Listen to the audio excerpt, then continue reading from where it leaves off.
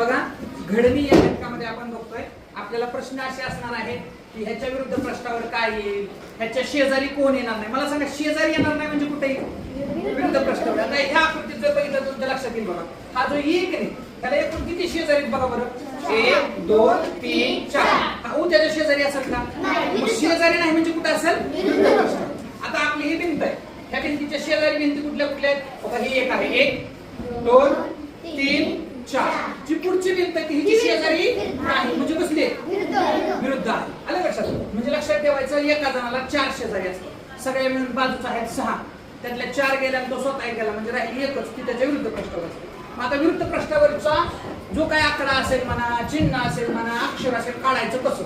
तर हा समजा ए आहे तुमचा, एच्या विरुद्ध पृष्ठावर कोण असेल तर काय करायचं, त्याच्या शेजारचा एक सोडून द्यायचा. उभ्या पट्टीतलं सांगतो बरं का मी, फक्त उभ्या पट्टीतलं एवढ्या जेवढ्या उभ्या आहेत की नाही पट्ट्या, त्या पट्ट्या ह्यांच्यातच चेक करायचं, कारण जे राहिलेले की नाही पट्टीच्या बाहेरचं ही एकमेकांच्या विरुद्ध असते. म्हणजे 100% तुम्हाला काय सांगता येतं ह्या बीच्या विरुद्ध पृष्ठावर हे आहे. इथं बघा ही पट्टी अशी तुमची 4ची, ह्याच्या विरुद्ध पृष्ठावर हे आहे, संपला विषय. इथं बघा पट्टी कुठे आहे, ही अशी पट्टी आहे, हे एकमेकांच्या विरुद्ध पृष्ठावर आले. इथं पट्टी बघा कशी आहे, आडवे म्हणजे हे एकमेकांच्या विरुद्ध पृष्ठावर आले. बघा अशा कृत्याला विरुद्ध पृष्ठावरचे दोन जे बाजूला निघालेले कान आहेत ते पटकन अशा बाजूला करून घ्यायचे. मग आता 2च जोड्या राहिल्या, एक जोडी मिळाली. आता राहिलेल्या जोड्या कशा करायच्या? ज्यांच्यामध्ये एकचा फरक आहे की नाही ती एकमेकांच्या विरुद्ध असतात. आता कसं बघा ए आणि सी यांच्यामध्ये डी आहे म्हणजे हे दोघं 100% एकमेकांच्या कसे असतील रे बाळांनो?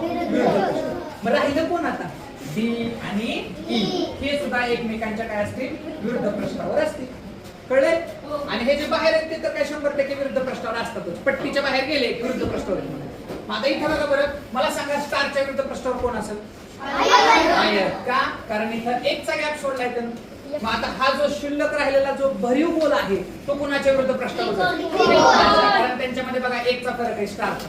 कळलं का कोण कोणाच्या विरुद्ध पृष्ठावर आहे? या पुढच्या आकृतीत आता मला सांगा हा जो रहस्यई आहे ह्याच्या विरुद्ध कोण येईल? ह्या चौघापैकी कोणता? हा होईल? हा दीर्घ, ह्याला दीर्घ म्हणतात. आता हा दीर्घ आणि हा रहस्यई म्हणजे रहस्यईला इथला दीर्घ उ असणार आहे. आता अ ला कोण असणार आहे?